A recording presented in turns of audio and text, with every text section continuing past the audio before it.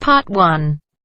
You will hear the secretary of a social club telephoning a tourist information office to get information for a group visit to the town.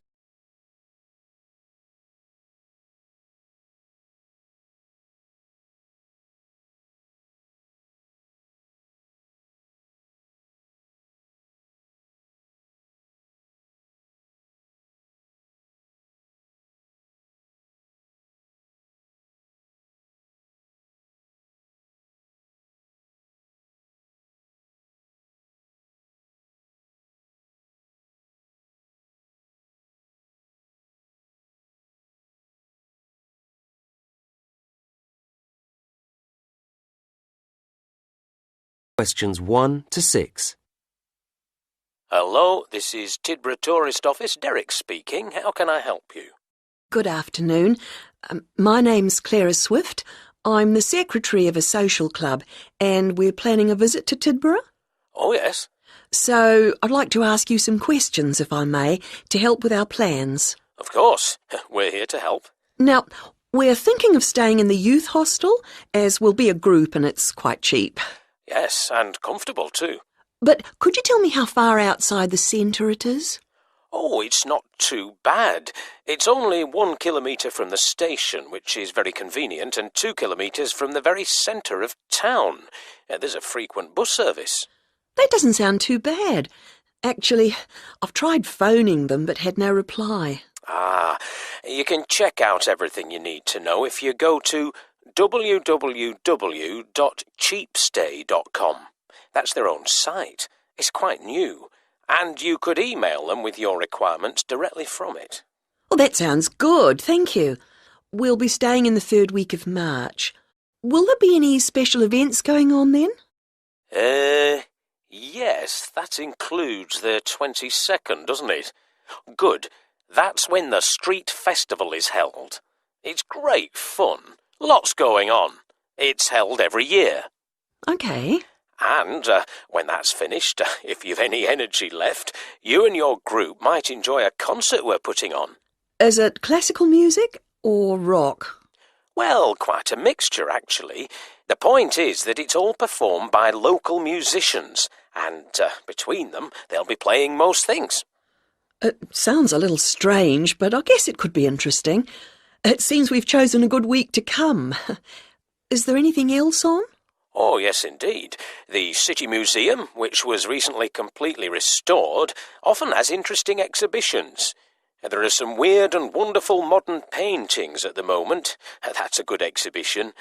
Then, opening on March the 24th, when you'll be here, it changes to natural history. I'd recommend it. Oh, I've made a note of that. Now, some of our group are quite young, and they may prefer to do things that they feel are more active than walking round museums and so on. What will they be able to do? Throughout March, in fact, the sports centre is going to be closed. But the swimming pool will remain open, and there's the park for general relaxation. That sounds all right. Before you hear the rest of the conversation, you have some time to look at questions 7 to 10.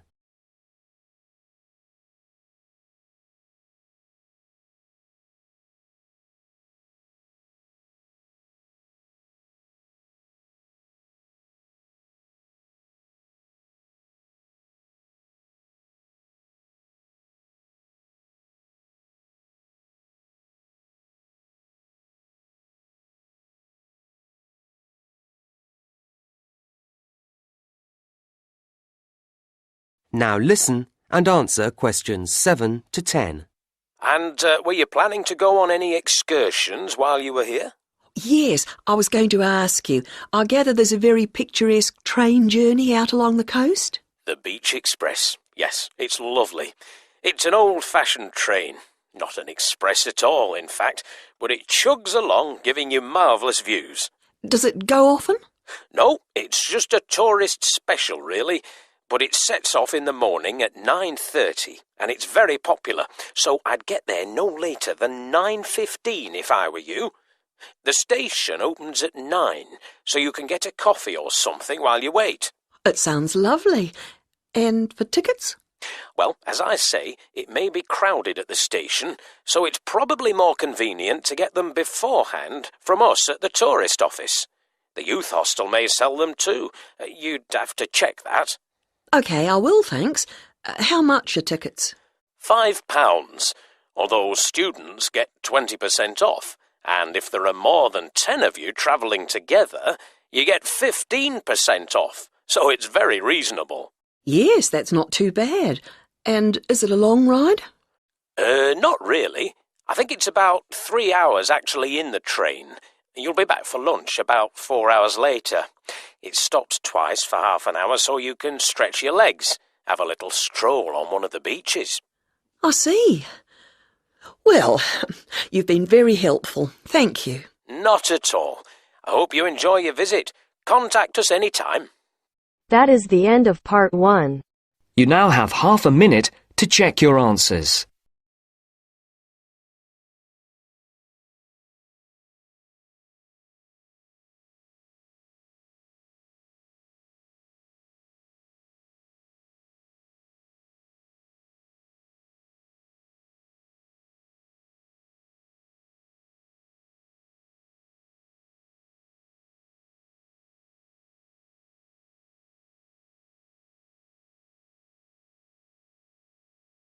Now turns to part 2.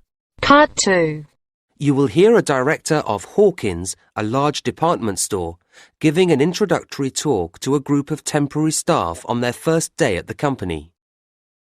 First, you have some time to look at questions 11 to 13.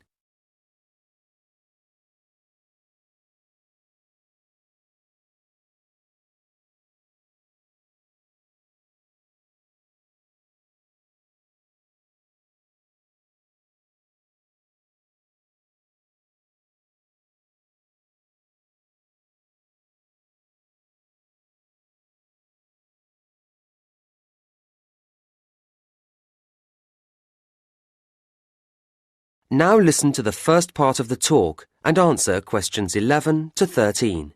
Hello, everybody, and welcome to Hawkins.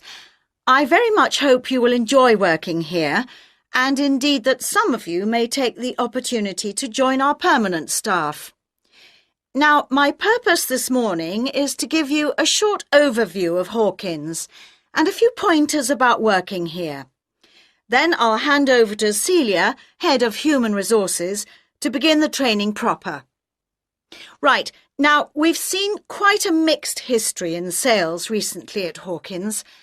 5 years ago, we saw the beginning of a success period as sales climbed at an exciting rate, but then they went flat again for a few years, although we're delighted that they've recovered in the last year to rise again, so the future looks bright. As a company, we have to watch and be proactive about where these sales are coming from.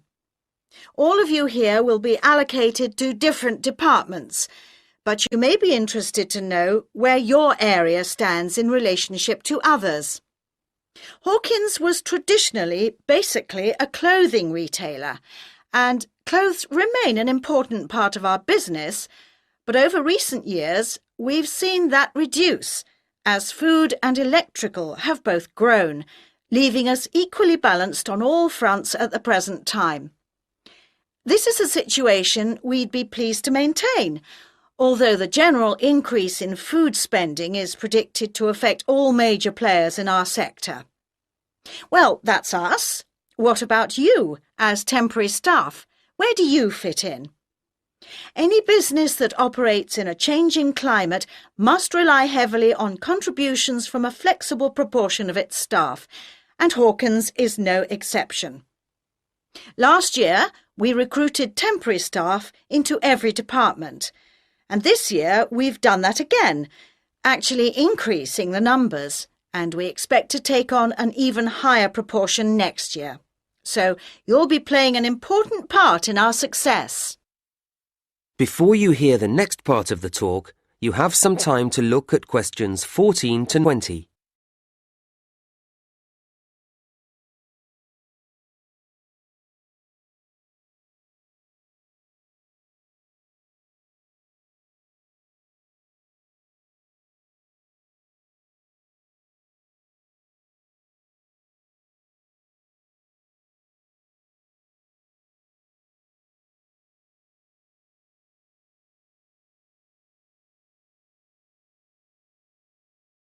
Now listen and answer questions. We regard the Hawkins approach to the retail business as something special.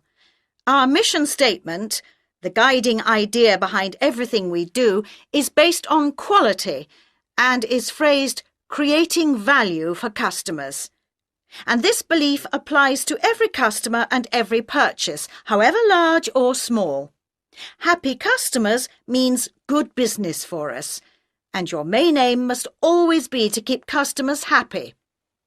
If any kind of problem or complaint arises, don't try to resolve it yourselves or simply leave it to a colleague, but get the assistance of your line manager.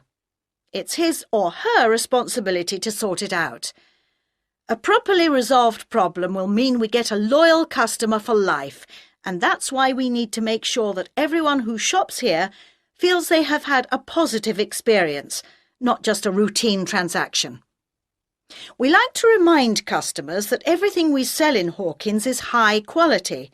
It's the basis of our advertisements. But keep customers informed. Let them know about special offer products. To keep yourself up to date about these and all the other aspects of the company, please look carefully through the newsletter that we publish each month. And something else you'll need to do regularly is to talk with your section supervisor, and you do this in your progress meetings, which will be every Thursday. OK? Right, just a few things and then I'll hand over. I think you were all asked for details of your certificates when you filled in your initial application form. Can you make sure that you provide the Human Resources Office with copies of them by the end of the week? There's a pile of information videos on the table at the back there, and I'd like you to take one each. And please make sure you watch it carefully when you get home this evening. It contains lots of important facts and advice. Will you also pick up your security pass by the end of the day from the office on the 4th floor, as you'll need it to get in tomorrow.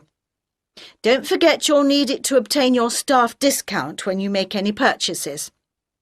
OK, that really is it from me, so now, Celia, if you'd like to take over. That is the end of part 2. You now have half a minute to check your answers.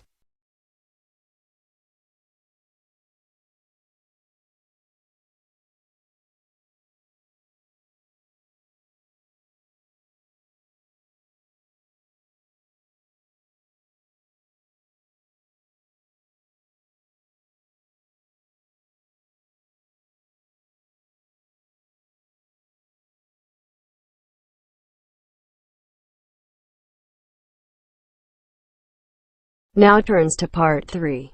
Part 3. You will hear two students, Brian and Emily, talking about penguins, the subject of their current assignment. First, you have some time to look at questions 21 to 24.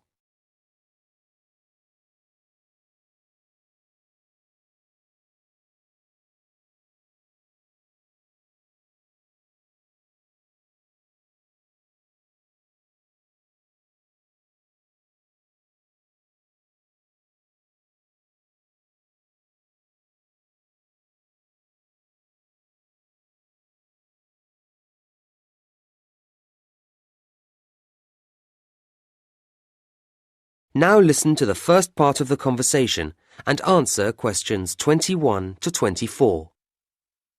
So, Brian, how have you been doing with your reading on penguins? Not too bad, Emily. And you? Yeah, OK. I hadn't realised there were so many differences between the various types of penguin. No, nor had I. Anyway, I started with the Gen 2. And me with the rockhopper. And it turns out they're rather cautious. Not scared of swimming, I trust. Oh, no. But they don't like going about at night. Scared of the dark, I suppose. And if they're climbing over some rocky landscape, they'll only jump if they have to. And even then, they'll look carefully down and spend time deciding whether to or not. Is that common? I don't think so. The rockhopper will have a quick look if it's somewhere they haven't dropped down before, but they don't seem timid. In fact, they're pretty determined, and if they're trying to get up somewhere, they grip onto the stones with their slightly hooked bills, as well as their nails when the surface gets very steep. Nothing stops them. Interesting. Because the other type I looked into, the Magellanic, tend to stick to the beach rather than going inland. So you see them walking along with their flippers at their sides or a bit forward. If they come across something they haven't seen before, they cock their head first to one side, then the other, peering out of each eye in turn, as if they don't quite believe anything until they've double-checked it. And then, when they call to each other about anything, they arch their backs strangely first, before making a very loud noise indeed. Oh, because the king penguin stands very upright when it calls. And they have the longest flippers, which they hold towards the ground, as if they're worried about falling over. But it's quite dignified too. I think they're my favourite type. Uh-huh. Now you have some time to look at questions 25 to 30.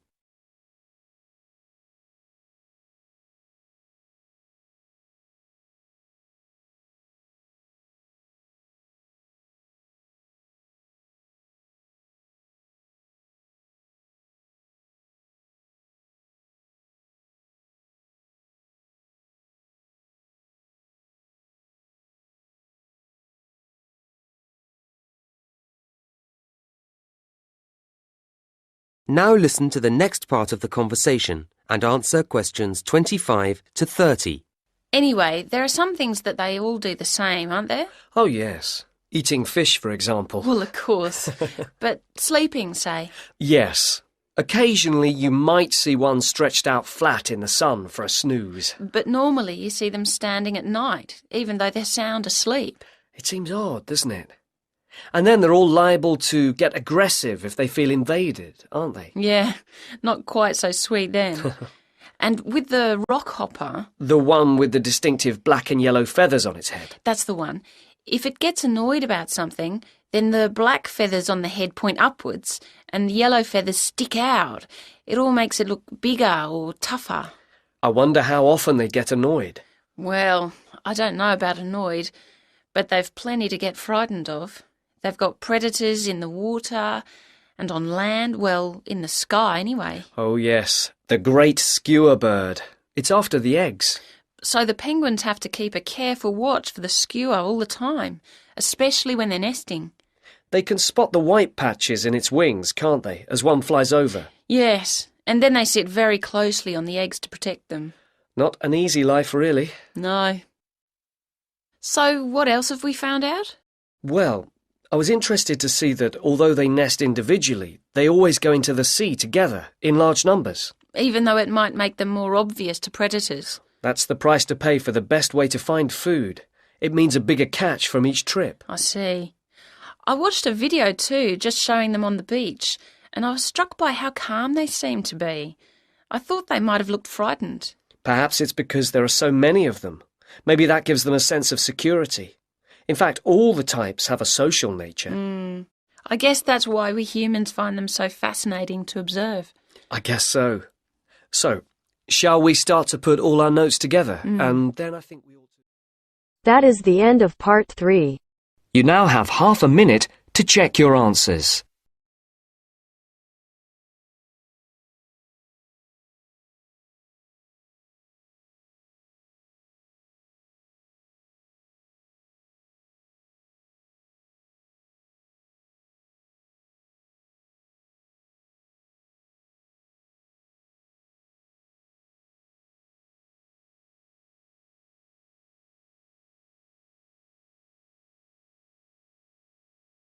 Now turns to part 4.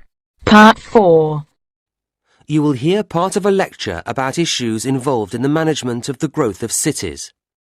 First, you have some time to look at questions 31 to 40.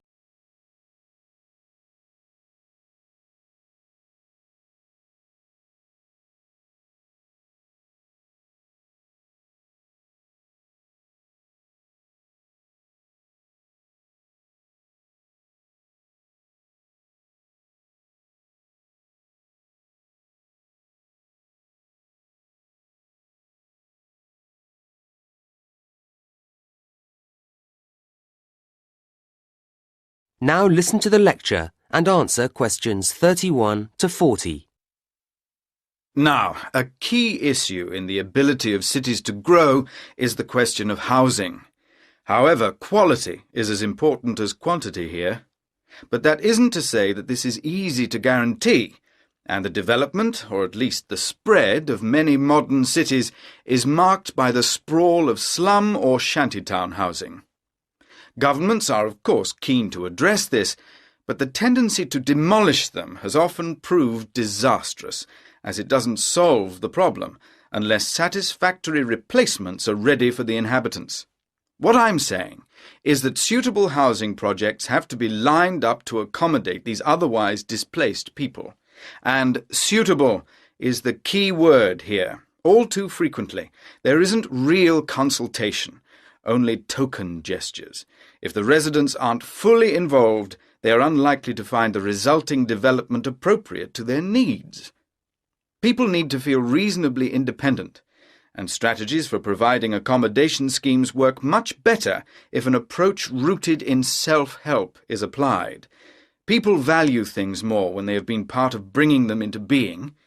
At the same time, residents can't do everything for themselves, or not well enough anyway, and so governments need to accept that a number of services will always have to be laid on.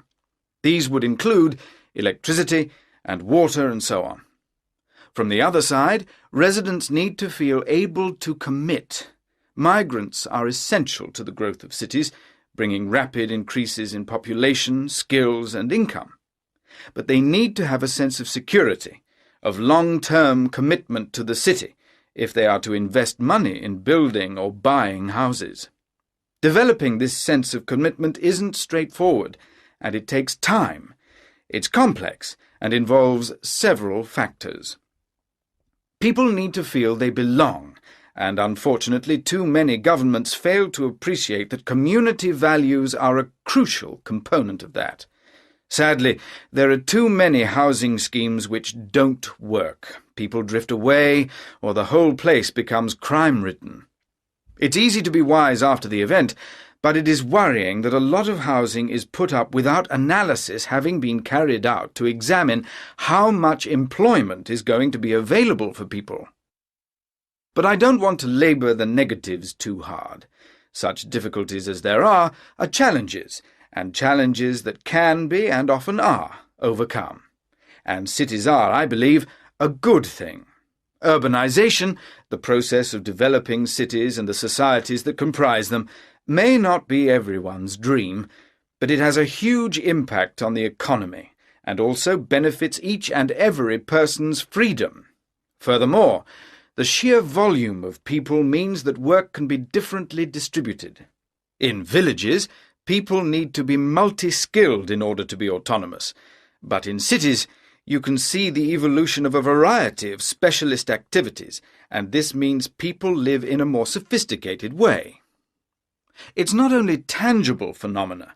There are all sorts of other equally important benefits too. Residing in cities brings us face to face with many different ways of thinking or going about things, and this increases our degree of understanding, something which is hard to measure in scientific terms, but which surely makes better people of us all. Right, well, now I'd like to turn our attention to the suburbs. That is the end of part 4. You now have half a minute to check your answers.